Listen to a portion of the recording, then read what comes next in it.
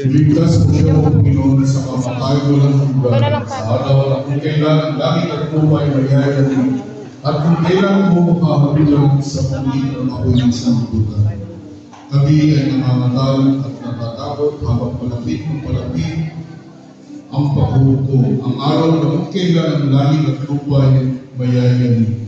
Ang araw na iyon ay araw ng kahatulan, kapamakan at kahirapan, at nakakapaghihilakbol. Sa araw na iyon ay kapait-paitan, sapagkat sa pamagitan ng apoy ay yung hatulan ng sanlibutan.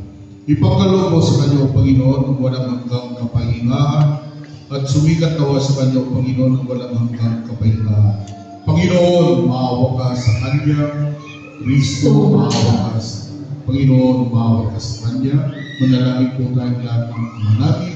Ama namin sa langit, sa sumakot nawa ka rin, sundin ang loob mo dito sa lupa namin sa langit. Bigyan mo kami ngayon ng aming kakanin sa araw-araw. Patawarin mo ang aming mga kasalanan. Gaya na yung papatawad natin sa mga nagkakasala sa amin. Huwag mo kami paitulot sa mga pagsubok, kundi adyan mo kami sa lahat ng masama. Amen. Tayo'y manalangin, O Panginoon.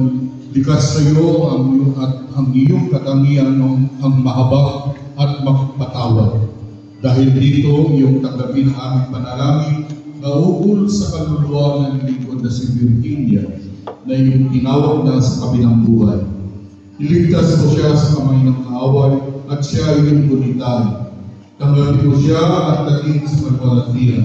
At dahil sa kanyang pag-asa at pananampalataya sa iyo, huwag nawa siya magtiis ng hirap ng kaparusahan, kundi bagkus mapasakat niya ang kagalakan ng buhay na walang hanggan sa pamamagitan ni Kristo aming Panginoon. Kapahingahan walang hanggan ang pagkaloob sa kanyang Panginoon at hayaan iwanan ang walang hanggan ang paglaw sa kanya. Mahiglay nawa siya sa kapayapaan. Amen.